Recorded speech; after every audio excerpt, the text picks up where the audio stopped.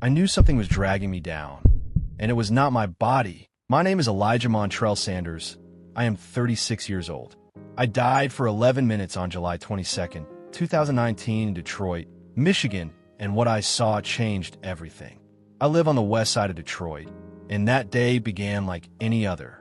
The air was warm, the city loud in the way only Detroit knows how to be. Cars humming, people talking, music drifting from a passing truck. I was heading home from the studio, backpack over my shoulder, groceries in my hand, my mind somewhere between yesterday and tomorrow. Nothing felt unusual. Nothing felt dangerous. And yet, something in me was tired in a way I could not describe. Not physical tired. Something deeper. Something older. I ignored it the same way I had ignored a lot of things. I remember walking past a church on Jefferson Avenue. The doors open, a few people still lingering after an afternoon meeting. For a split second, I slowed down. A strange pull, like memory or guilt or something nameless, touched the back of my mind. I brushed it off and kept walking. Life was busy. I had plans. I had goals. I had things to do. Still, a heaviness settled in my chest. I told myself it was just stress, work, deadlines, that familiar ache I had been carrying around for months. I kept walking. Halfway across the block, a pressure bloomed behind my ribs, sharp, unexpected, wrong. I tried to inhale, but the air thinned. My vision trembled. The world blurred at the edges like heat rising off asphalt. My hand loosened, and the grocery bag slipped from my grip. Cans rolled across the sidewalk, clinking like small bells. What? The word never made it out. A man walking behind me shouted, "Yo, you good?" Another, closer now, "Hey, brother, stay with me." My knees buckled. My body felt too heavy for itself. It was as if something inside me disconnected all at once. I reached out blindly, fingers scraping concrete, but strength left my arm before I could break the fall. My face hit the ground hard. Warm copper filled my mouth. Footsteps rushed toward me. "Oh God, call 911. Sir, can you hear me? Stay awake, look at me." I wanted to respond.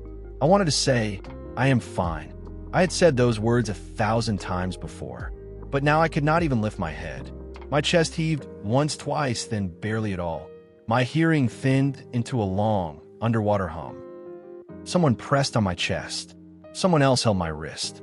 Their voices stretched and warped, distant and slow, as though the world had moved into another room. My eyes drifted open one last time. I saw a blur of faces crowded above me, fearful, praying, shouting for help. Then something strange happened, something that made no sense. The world tilted. My body lay on the pavement, unmoving, and I was not inside it anymore. A soft weightlessness lifted me upward like smoke rising. My perspective shifted, slow and surreal, until I was floating above the scene. I could see everything. My backpack on the ground, groceries scattered, the tremor in a woman's hands as she dialed emergency services. I tried to reach down. My arm passed through the air. No resistance, no touch. The sirens in the distance grew closer, yet they sounded muffled, like hearing them through thick glass. "Sir, stay with us, please." Her voice cracked, but no longer reached me. A chill spread behind my shoulders, not cold like winter, but cold like separation, like something unthreading my connection to the world. Then the light around me dimmed. At first I thought night was falling, but Detroit was still bright. Cars still moved. Sun still touched the windows. Yet the space around me darkened as though a veil had been drawn between my soul and the living world. I drifted backward, away from my own body. No, not like this. The words lived only inside me, soundless, desperate. But something was behind me now. I could not see it, but I felt it. A pull, gentle, then stronger. Slow, then unavoidable. Like a current dragging me out to a sea I did not know existed. The street, the people, the sirens, all of it stretched away into a fading blur of color. Darkness gathered. Not empty darkness. Not silent darkness. This darkness breathed. It thickened like smoke. It pressed against my skin like hands without fingers. It swallowed the last bits of color until nothing remained but shifting shadows. Then I heard it. A sound, not a scream. A cry, long, distant, aching. A cry of someone remembering something too late. Then another, and then dozens, layered, echoing, drifting through the dark hallways of whatever realm I had been pulled into. My breath, if I still had breath, trembled. Shadows moved along the ground like living ink. The air grew hotter, not burning, but suffocating. Heavy, thick enough to choke a soul. I was not falling. I was being drawn. Deeper, lower, inward. With every inch, the pressure grew. Something unseen weighed against my chest like a truth I had avoided for too long. I tried to turn back, toward the world I knew, toward the pavement, toward the people trying to save me. But the darkness did not care. It pulled me slow, steady, patient, like it had all the time in the universe. I whispered inside myself, "Where am I? What is this?" The darkness answered with a single breath, a single whisper, a single thread of sound that curled around me like smoke. This is where truth begins. My soul trembled, because even though I did not know where I was, some part of me already understood. I had been walking toward this place long before the day I died, and the descent had only just begun. Darkness wrapped around me like a tunnel made of smoke and memory. I did not walk into it. I slid, pulled by something older than fear. The further I went, the more the air changed. The temperature rose, but not like a fire, more like standing too close to something alive. The heat pulsed in slow waves, each one heavier than the last. My chest tightened. My thoughts scattered. There was no ground at first, only a sense of drifting. Then the dark thickened beneath me. A surface formed, uneven and cracked like molten stone cooled too fast. When my feet touched it, the shock ran through my legs. It felt solid, but it moved, just slightly, like something breathing under the rock. I took a step, and the world around me opened. Flames rose from cracks in the ground, rising and folding like silent ribbons. They made no sound, no crackle, no roar, just a soft, horrifying glow. The air shimmered with heat, from far away, from beneath, from everywhere at once. The silence was worse than any scream. Then, I heard it. Not loud, not violent, just heavy. A single cry, then another, then dozens, stretching out into the distance like echoes of regret swallowed by the thick air. Every cry felt personal. Every cry felt like someone remembering something they wished they could forget. My heartbeat trembled. I turned, and the darkness shifted enough to show silhouettes. Far away, barely visible, shaped like people but drained of detail. Each stood alone. They were not chained. They were not forced. They were simply trapped in something I could not see, something inside themselves. Every figure replayed a movement, a gesture, a moment over and over. A man clutching his head, a woman pacing in a tight circle, another staring at her hands as if washing something off them, a boy covering his ears, a man on his knees, shaking his head, whispering something I could not hear. No one looked up. No one acknowledged anyone else. Every soul was locked inside their own memory. Every soul looked like they realized the truth too late. I swallowed, but the air tasted like smoke and metal. What is this place? The question lived inside me, not spoken aloud. The darkness answered with heat. I took another step, and the ground vibrated, soft, low, as if warning me. The silhouettes did not move. They did not react. They did not even notice me. Then I felt it. A presence. Not near me, not distant, but everywhere. Watching, measuring, silent but not void. I turned slowly, and it was beside me. A presence without form. Without a face. Without a body. But its nearness filled everything, like standing next to truth itself. I did not see it, but I knew it was there. My breath stuttered. Something spoke, not to my ears, to my soul. You are here because the drift was not small.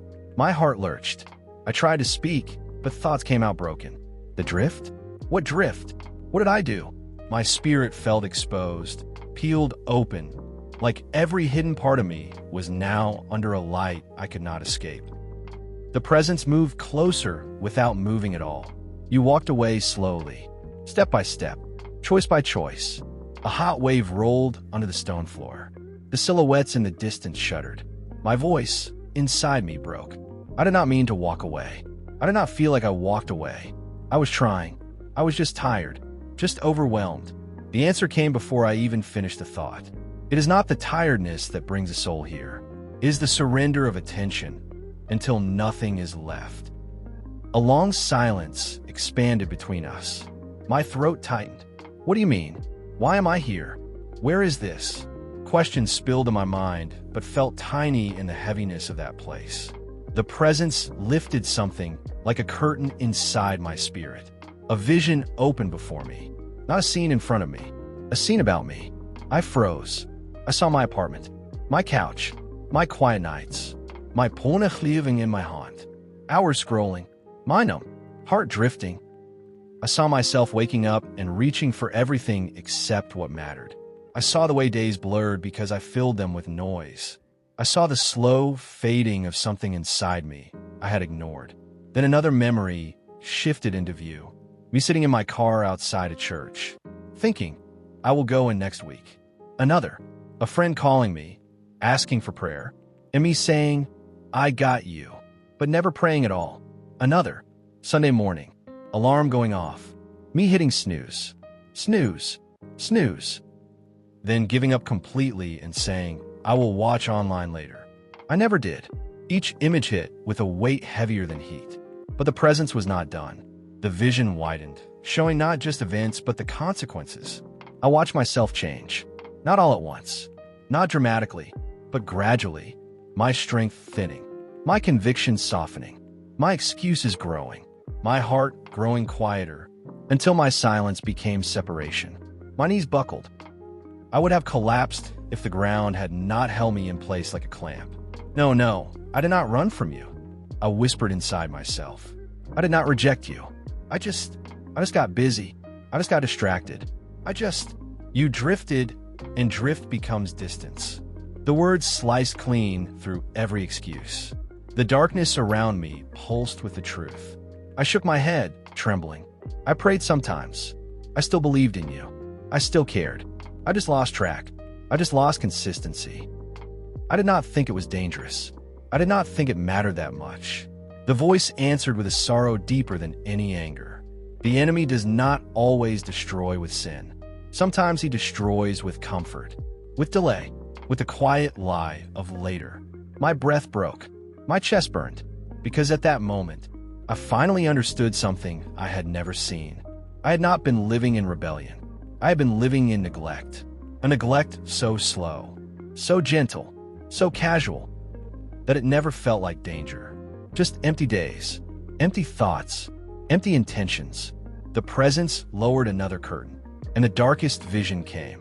I saw the realm I was in, and realized every soul around me, those shaking silhouettes, were people who believed they had time. People who believed they would get serious next week. People who postponed their spiritual life until their life was over. People like me. The presence spoke again, and this time the words carried weight that crushed me from the inside. Purpose dies when attention drifts, and a drifting soul walks here even while the body lives. My knees finally buckled. I fell, if falling was possible in a place built of regret and heat, and my hands pressed against the warm stone. It throbbed beneath my palms like a heartbeat. I looked up at the silhouettes again. One man knelt with his head in his hands. Replaying the moment, he said, I will come back to God later. A woman clutched an invisible phone, scrolling endlessly through memories of distraction. A man with trembling shoulders mouthed the same excuse over and over. I did not mean to drift. I wanted to scream. I wanted to run. But the presence spoke once more, closer now, surrounding me like a light I could not see. You were becoming what you refused to notice. My soul shattered. Because there, reflected in this realm, I saw myself. A man living on autopilot. A man full of intentions, but empty in action. A man who thought he had tomorrow. A man who let spiritual life fade like a dimming flame, until the dark felt normal. I choked on a sob that was not physical. I did not know. I whispered to the presence. The answer was soft. You felt it. You ignored it. Silence slammed over the realm. Thick, suffocating, final. I bowed my head. For the first time, I realized the terrifying truth. I had not been dragged here suddenly. I had been drifting here slowly, long before the day I died. And now, I was seeing the truth that all of us fear. The most dangerous path to hell is the one that feels comfortable. The presence stepped back, not in distance, but in intensity, as if preparing for something else. The air changed. The heat deepened. The stone trembled beneath me. And somewhere far off in the heavy darkness, light began to stir. Something was coming. The presence stepped back, not in distance, but in intensity, as if preparing for something else. The air changed. The heat deepened. The stone trembled beneath me. And somewhere far off in the heavy darkness, light began to stir. At first it was a thread, then a seam, then a painful, holy brightness that cut through the smoke like a blade. The silence broke not with noise, but with a sound like a bell being struck inside the chest. Clear, single, impossible to ignore. The darkness recoiled. I felt fingers on my shoulder. Not hands I recognized. Not the rough, practical hands of strangers. These were hands steady as a promise. Strong, gentle, unyielding. They did not wrench me. They held me with a force that felt like mercy. A voice, soft and absolute, spoke into the hollow of my spirit. You will not stay here, it said. You will warn them. The words were not a threat. They were summons. They carried both sorrow and fire. I reached for that presence.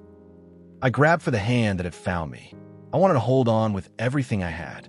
The ground beneath me felt like it might open and swallow me. The pressure rose like a tide. The silhouettes around me trembled like trees in a storm, but the light held. Then everything changed. It was violent in the gentlest way. The hand pulled and the darkness split. The heat pressed back like a lid being opened. I felt myself, not falling this time, but being ripped upward with a force that felt like love and like urgency all at once. My stomach lurched. My ears popped. Memories flashed. Not images this time, but faces, voices, promises I had neglected. I experienced all of it in a breath. Wake up, the voice said again. Wake up and tell them. I screamed inside. The scream was muffled by whatever veil I was passing through. I clawed for the anchor of my body.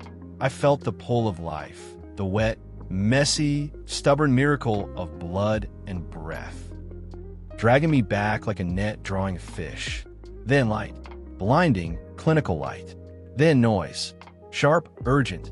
Breathe for him. 1, 2, 3 compressions. Then a hand on my chest, real, human, warm. A voice in my ear, urgent and real. Stay with us. Stay with us. Come on, Elijah, look at me. I ripped through like a man, surfacing for air. The world came back in jagged pieces. The harsh smell of antiseptic, the sting of fluorescent lights, the metallic tang in my mouth, a nurse gripping my wrist like she would not let go. I screamed a raw, animal sound, then coughed and inhaled like a drowning man who had found shore. Do not close your eyes, someone said. We have a pulse. He is breathing. My chest heaved. The hospital room blurred into focus. The beep of a monitor, the squeeze of oxygen at my nose, faces leaning near. White coats, scrub caps, tear-streaked features. A hand, my mother, pressed against my arm. Her voice shook as she said my name like a prayer. I am here, I managed. My throat felt scorched. My voice was small, but it was there. They told me later I had been gone for 11 minutes. 11 minutes that were not empty. 11 minutes that had shifted the axis of my life. The first days after were strange. I could not sleep without waking in cold sweat, the echo of that presence still in my chest. I would sit in my hospital bed and replay the thing that had happened between the dark and the light. I remembered the voice and the way the light had held me. I remembered the sensation of being pulled upward, of a hand that did not let me go. When I walked out of the hospital, people asked what happened. I said the truth as best I could. I died. I came back. I had seen something that I could not explain well enough for paper or for law. I had been given a task. But the thing that changed inside me was not only the story I told. It was a trembling, daily thing that started small and then grew and grew until everything rearranged. I could not live the same way again. I began with tiny acts that felt like the first breaths after waking. I set an alarm and I actually rose. I opened the Bible and let the pages resist my thumb and feel real. I sat in silence with no phone and felt foolish and then freed. I called my brother and I prayed with him long and awkwardly and honestly. I went back to the church that had been a backdrop to my life, and I walked in like a man who had missed a home he only now remembered existed. I apologized 1,000 small ways. I apologized to my mother for the Sundays I had missed. I apologized to friends I had ghosted. I apologized to myself for assuming that time was mine to waste. I sought help. I found a pastor who did not yell or shame me, but who helped me build routines, prayer at dawn, a small group that held me accountable, a mentor who encouraged discipline. I learned how to name the drift before it swallowed my attention again. I stopped promising God later. I started showing up. It was not perfect. I failed in ways that felt shameful. Some nights, I relapsed into scrolling and noise, and then felt the old weight press at my chest, and I had to climb back. But each time I came back, the hold loosened a little more. The work spilled outward. I sang at a small revival, and the words were different, rawer, because I had been inside the thing I warned others against. I began speaking to young men in the neighborhood, not with judgment, but with the blunt honesty a man has when he has been given a second chance. I told them the truth. The easy road is a lie. The quiet path is a snare. I wrote a warning that I could not keep to myself. I recorded a short message, and I said the words that had grabbed my throat in the dark. The enemy does not always destroy with sin. Sometimes he destroys with comfort, with delay, with a quiet lie of later. People messaged me. People said they had been where I was. That same slow drift, shocked and ashamed and grateful. A few told me their lives had changed because they had heard the urgency in my voice and they had finally turned. Change did not come from one sermon or one night in the hospital. It came from 1,000 small acts of attention. It came when I stopped postponing the prayer and started meeting God at the table of my life every morning. It came when I stopped living with a future I assumed I had. My mother held my face one night and said, "You look like you went to a dark place and came back with a map." I laughed then, but it was not far from the truth. If you're hearing this, it is not by accident. There's a time to wake up. There is a time to stop promising later. Do not mistake comfort for safety. The most dangerous path to hell is the one that feels comfortable, the one you do not notice until it is pulling you under. If this speaks to you, do not keep it to yourself. Share this video with someone who rarely goes to church, someone who no longer prays, someone whose Bible has stayed closed for too long. You may be the only warning God sends their way. Tell me where you're watching from. And before you leave, turn on the notification bell so you never miss another hell testimony or warning. God is speaking, and these messages are waking people up one soul at a time.